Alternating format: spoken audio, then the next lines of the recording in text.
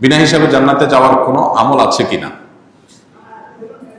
যদি কোনো ব্যক্তি আল্লাহ সুবহানাহু ওয়া তাআলার প্রতি তাওয়াক্কুল করে, ভরসা করে, এত বেশি তাওয়াক্কুল করে, এত বেশি ভরসা করে, যেই তাওয়াক্কুল, যেই ভরসার কারণে তিনি তার অসুস্থতায়, বিপদে আপদে শুধু আল্লাহর উপরই তাওয়াক্কুল করেন, বাহ্যিক বৈধ এবং জায়েজ বিভিন্ন মাধ্যম বা উপকরণ দিয়ে তিনি মুক্তি লাভের চেষ্টা না করে ঈমানের সর্বোচ্চ শিখরে যিনি আসীন হতে পারেন, এই লেভেলের আল্লাহর উপর তাওয়াক্কুল বা ভরসা যদি কারোর থাকে, তাহলে সেক্ষেত্রে সেই শ্রেণীর মানুষদের বিনা হিসাবে জান্নাতের কথা হাদিসে বলা হয়েছে।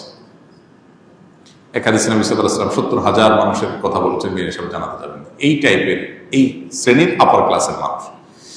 এর বাইরে আল্লাহ সুবহানাহু ওয়া তাআলা বিনিময় যে দিবেন ইমানদার হিসেবে আমাদেরকে, আমাদের কাজের বিনিময়, আমলের বিনিময়, একটা আমল আছে, এটার বিনিময় আল্লাহ তাআলা হিসেব ছাড়া দিবেন, বিনা হিসাবে দিবেন, ব্ল্যাঙ্ক চেকের মতো। সেটা হলো সবর। আল্লাহ তাআলা বলেছেন, ইন্নামা ইউওয়াফাস সাবিরুনা আজরাহুম বিগাইরি হিসাব, নিশ্চয়ই ধৈর্যশীলদের বিনিময় দেওয়া হবে হিসেব ছাড়া। এই জন্য ধৈর্যশীল হিসেবে যদি আমরা নিজেদেরকে এস্টাবলিশ করতে পারি, সবর করতে পারি, সবকিছু যদি মন মতো হয়ে যায়, তাহলে তার সবরের ব্যাপার নেই। আমাদের দেখা যায় অনেকেই নিজের মনের বিরুদ্ধে একটা জিনিস হলো, একটা চাইলাম হলো না, একটা কথা বললাম হলো না, তখনই মেজাজটা গরম হয়ে যায়। এটাই হলো সবরের সময়, টাইম, যে আমার মন মতো হয় নাই, আমার চাওয়া মতো হয় নাই, আমার খুশি মতো হয় নাই, এটাই হলো সবরের টাইম। ইটস টাইম ফর সবর।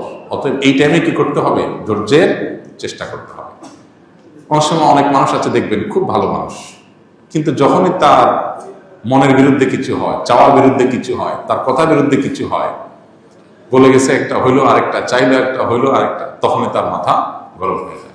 এর নাম বেসবর, এর নাম অধৈর্যশীল।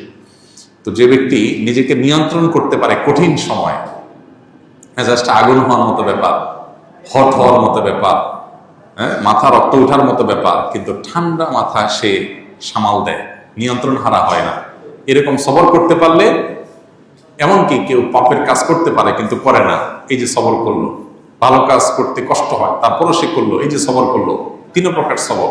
ভালো কাজ করতে গিয়ে সবর, মন্দ কাজ ছাড়তে গিয়ে সবর।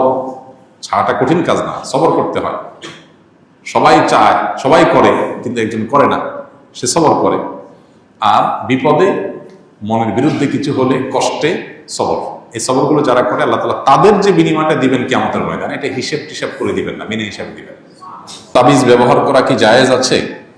তাবিজ ব্যবহার করা এটা সুন্নাহর খেলাফ, নবী সাল্লাল্লাহু আলাইহি ওয়াসাল্লামের সুন্নতের খেলাফ। নবী করিম সাল্লাল্লাহু আলাইহি ওয়াসাল্লাম কখনো কোনো তাবিজ নিজে ব্যবহার করেননি, কাউকে দেননি, এটি তার সুন্নাহ না। এবং জাহিলি যুগের মানুষ বিভিন্ন রকমের তামাইম ব্যবহার করত, যেগুলোতে বিভিন্ন প্রতিমার নাম ধাম ইত্যাদি থাকতো। নবী সাল্লাল্লাহু আলাইহি ওয়াসাল্লাম এই তামাইমের ব্যবহারকে শিরক বলেছেন।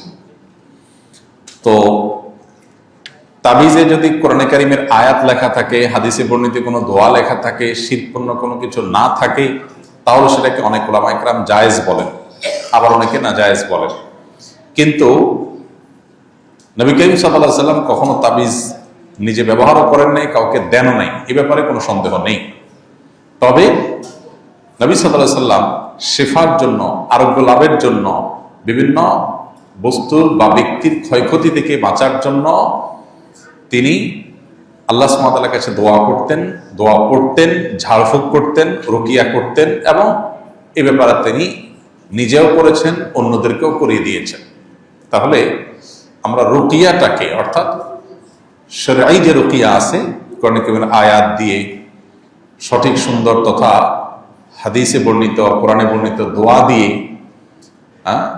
শরিয়া সিদ্ধ যে রুকিয়া আছে, সেই রুকিয়া বা সেই ঝাড়ফুঁকের মধ্য দিয়ে আমরা শেফা গ্রহণ করার চেষ্টা করলে সেটাই অধিকতর নিরাপদ এবং উত্তম এবং সুন্নাহ, ব্র্যান্ডের আমল। আর যদি তাবিজের ব্যবহার কেউ করেন, বিশেষ করে শিশুরা যারা নিজেরা পড়তে পারে না, বাবা মা তাদেরকে পড়ে ফু দিতে পারেন, তারপরও তাদেরকে কোরআনে কারিমের আয়াত লিখে তাবিজ ব্যবহার করাকে অনেক জায়েজ বলেন। কিন্তু আপনি যদি সুন্নাহর উপর আমল করতে চান, তাহলে ঝাড়ফুঁকের কথাটাই বলবো, ঝাড়ফুঁক করা। সেটাই অধিকতর নিরাপদ, এবং ইখতলাফের ঊর্ধ্বে আপনি উঠে যেতে চাইলে আপনাকে রুকিয়া শরঈয়াতে যেতে হবে। আসুন্নাহ ফাউন্ডেশন, উম্মার স্বার্থে সুন্নাহর সাথে।